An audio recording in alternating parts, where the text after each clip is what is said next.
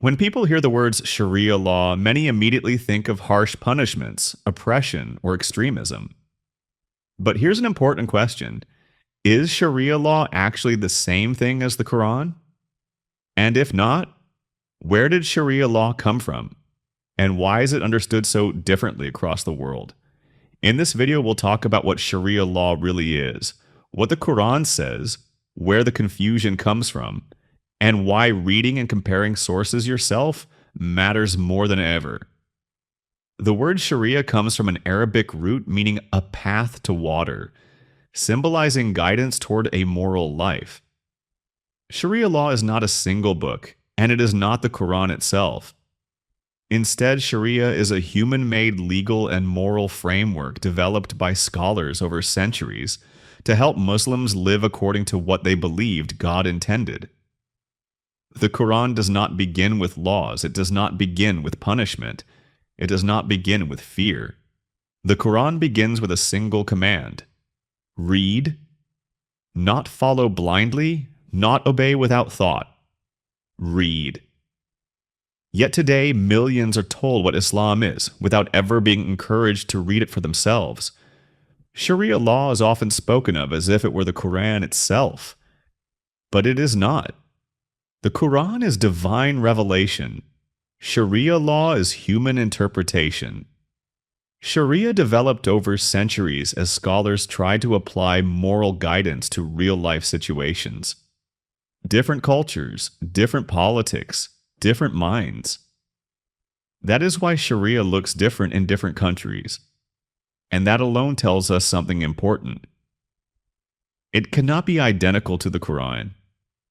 This distinction is critical because interpretations change based on culture, politics, time, and personal beliefs.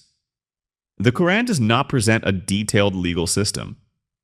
Instead, it speaks again and again about justice, mercy, accountability, intention, compassion. References Quran 1690 5-8-2-256. There is no compulsion in religion. This is not the language of control, it is the language of conscience. Any system interpreted by humans can be twisted, even scripture. When power enters the picture, interpretation can turn into manipulation. And yes, Sharia law can be interpreted by people with dark intentions, misleading masses while claiming divine authority.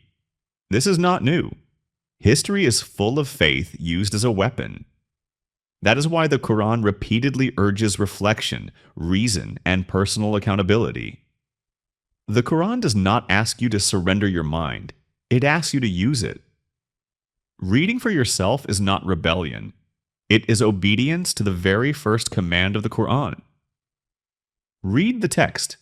Compare it to what people claim it says. Notice where culture, tradition, and politics begin to speak louder than scripture. Here's one of the most misunderstood examples. Many people believe the Quran explicitly commands women to cover their hair or fully cover their bodies in a specific way. The Quran does not describe a uniform, detailed dress code. What it does speak about is modesty for both men and women. References: Quran 2430-31, 3359. These verses speak in general terms about behavior, dignity, and social context. The exact form of covering has been interpreted differently across cultures and eras. What many see today as a single religious rule is often the result of human interpretation layered over time, not a direct, explicit Quranic command. This distinction matters. Sharia law developed after the Quran was revealed. Scholars try to answer practical questions like, how should society be governed? How should disputes be resolved? How should ethics be applied in daily life? To do this, they relied on 1. The Quran. 2. Hadith, reports about the Prophet Muhammad's life. 3. Scholarly consensus. 4. Personal reasoning. Different scholars in different regions reached different conclusions. That's why Sharia is not one system, but many systems. Important: Saudi Arabia, Iran, Indonesia, Turkey all approach Sharia very differently. Culture and politics heavily influence how it is enforced. Here's something many people don't realize. The Quran does not present a detailed legal code. Instead, it focuses on justice, mercy, accountability, compassion, personal responsibility. The Quran repeatedly emphasizes no compulsion in belief, fairness in judgment, kindness toward others, moral intention over blind obedience. Many legal rules associated with Sharia law come not directly from the Quran, but from later interpretations. Because Sharia is interpreted by humans, it reflects the scholar's worldview, the political system, cultural norms, historical context.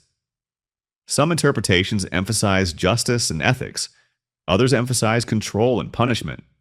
This is why Sharia law does not represent the Quran by default. Claiming this is Islam often ignores diversity of interpretation. No single group has a monopoly on truth. Blind acceptance, whether from governments, religious leaders, or media, leads to misunderstanding. When interpretation is treated as revelation, faith becomes fragile. When questioning is forbidden, truth is endangered. Sharia law does not represent the Quran by default. It represents someone's understanding of it, and understanding can be wrong. The Quran begins with read for a reason, not to create followers without thought, but believers with conscience. Read for yourself. Compare honestly, question respectfully, because truth does not fear understanding, and faith does not need blindness. Reading the Quran yourself and comparing it with how Sharia is practiced helps you. Spot contradictions. Avoid false claims. Separate faith from politics. Understand Islam beyond headlines. This applies to any religion or ideology. Sharia law is not the Quran. It is a human attempt to apply divine guidance, and humans can be wrong. Understanding this difference is essential if we want honest conversations about Islam, law, and belief. Question interpretations. Read original sources. Think critically. Truth doesn't fear questions. This is one creator, many understandings, one humanity. Thank you for listening.